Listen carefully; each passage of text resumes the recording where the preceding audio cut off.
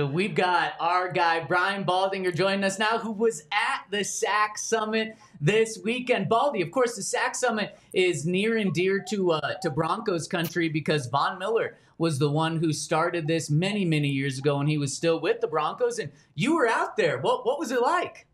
Yeah, it was great. It was the first time I've been to Von's SAC Summit. They have a real good group called Rubicon who they kind of like really sponsored the whole thing. And we got probably 60 players, including a lot of, rookies that came this year. But Max Crosby, you see Matt Judon back there, Brian Burns, Cam Jordan. It was well attended. We're out there in the field. It was probably 110. Nobody was complaining about the heat. But these kind of sessions that you're watching right now with Von, just talk about some of the things that, he's learned over his 14 years. It's just cool looking at the young guys and seeing them just kind of eat this all up, taking notes in the classroom, watching the film that we did. It was really a good 2 days. And this was the 7th year.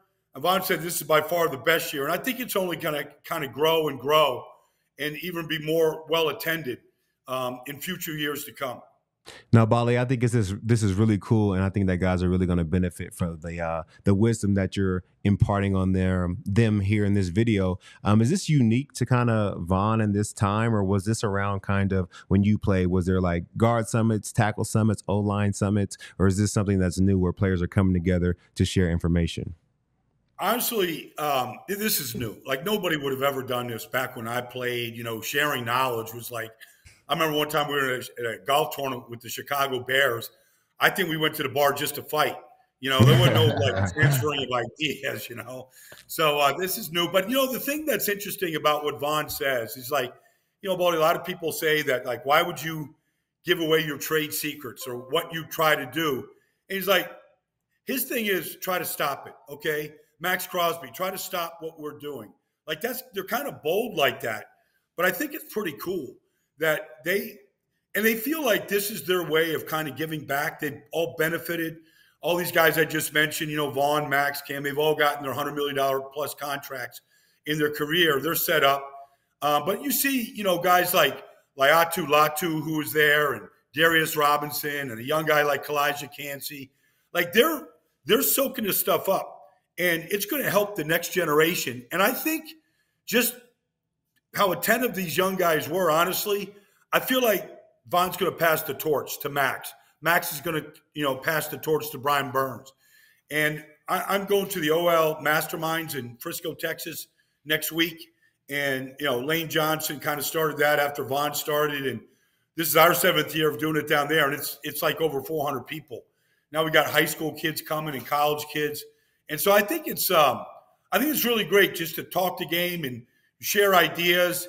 And, the one thing that stood out, honestly, the whole weekend was Cam Jordan in his 14th year with 116 sacks, whatever he's got. He's like, I steal from everybody. Like he said he's going to steal something that Kalijah Cansey told him on a cross chop. So I think it's great that everybody can benefit no matter how old you are, how many years you've been in the league.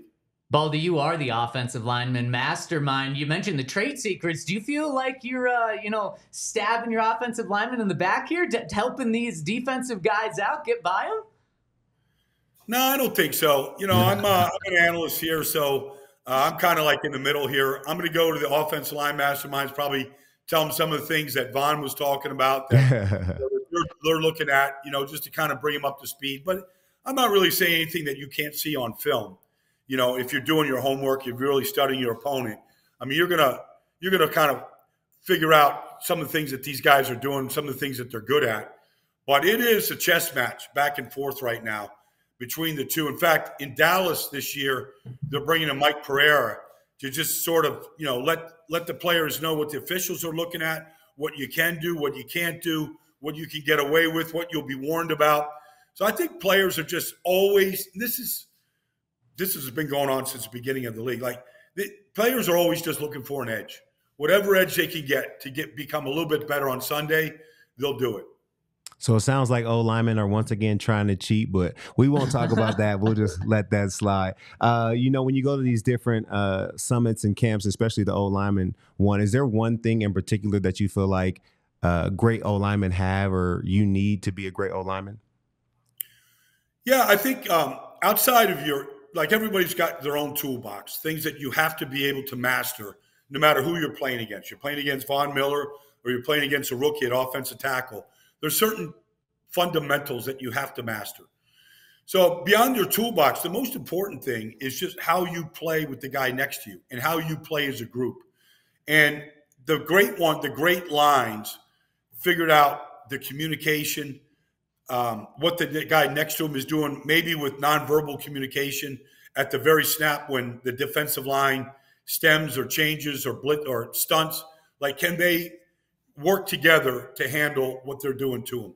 And I think that's really the most important thing is time with the guys next to you where you really feel like, okay, here comes this exit stunt. Here comes this Texas stunt. It's coming at you. How are we handling this? And so I think that's the most important thing after mastering your toolbox.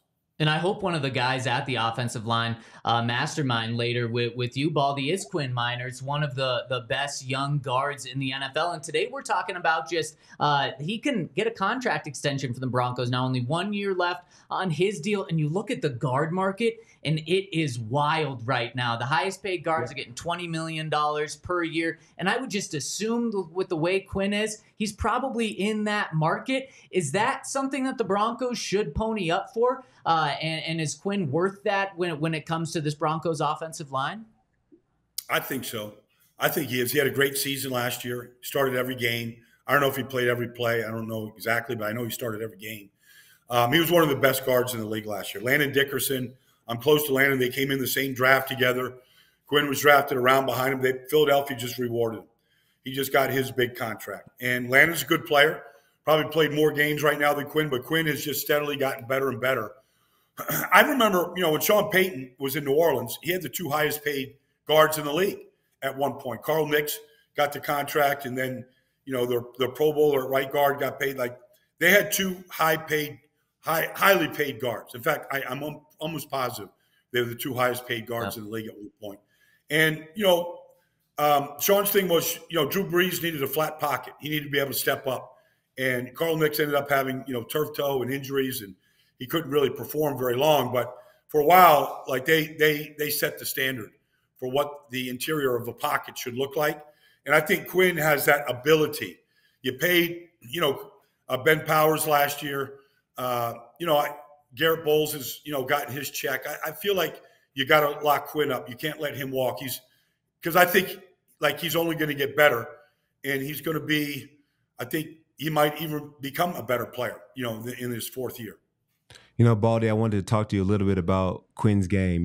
I think he's a great offensive guard all the way around, but there's something he does that always gave me trouble that I don't feel like all guards do. I feel like, especially in the run game, when he's going up against linebackers, he just basically says, I'm going to beat you to a spot. I'm going to run full speed. You're 230, I'm 320, and I'm going to just knock your head off.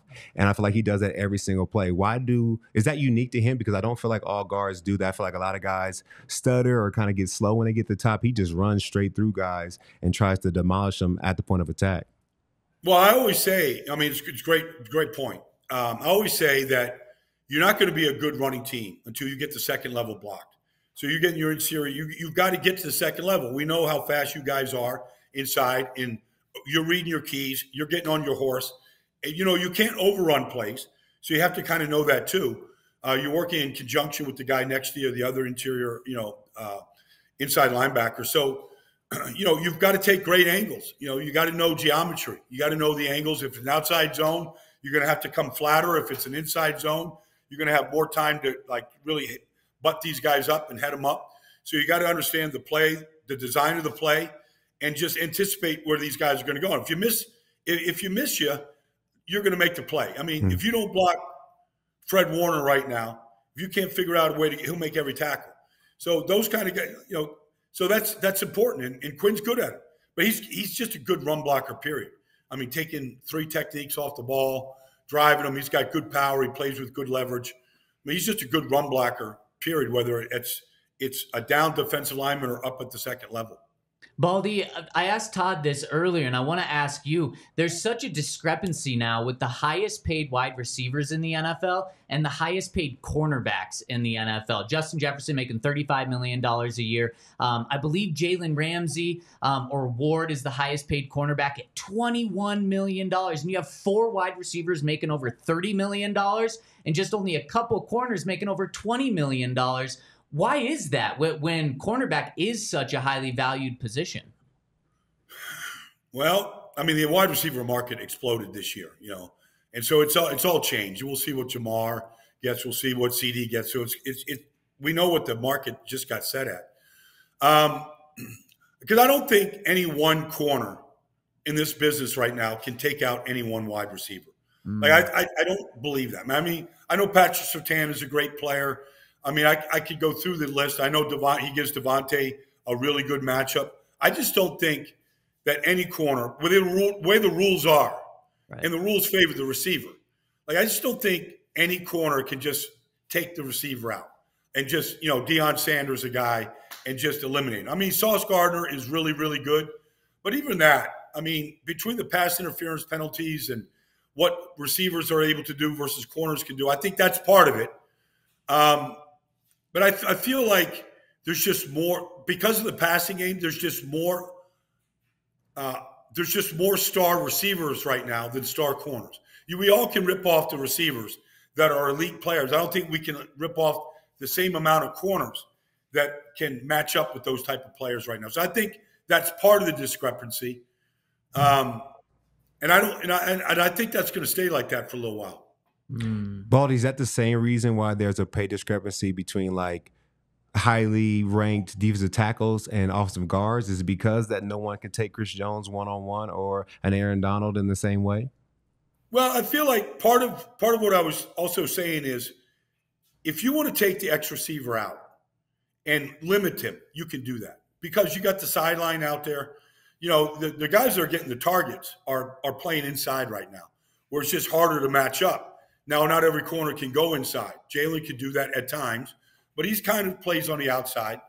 The discrepancy between guards and defense, I mean, we're seeing all these positions. Typically, the defensive tackles didn't get paid, but we saw, Daron Payne, Quinnen Williams, Jeffrey Simmons, Chris Jones. We saw the defensive tackle market explode over the last 3 years.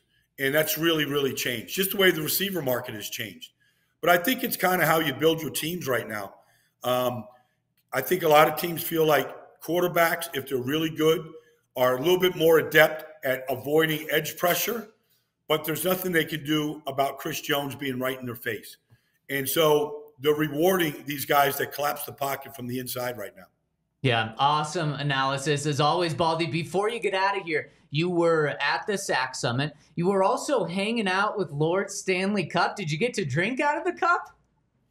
I didn't, unfortunately. I was at Game 7. The cup it traveled through Fort Lauderdale that night. It traveled the other day. I did not drink out of the cup. That was my goal, but I just couldn't corral the cup. It was being touched and handled by too many players to be able to jump in on him right there. If anyone stepped in and taken the cup, it would have been you out and about. Baldy, thank you so much for joining us today. Awesome insight as always. Thanks, guys. Appreciate it. See you, Todd. See you, Zach. Be good now.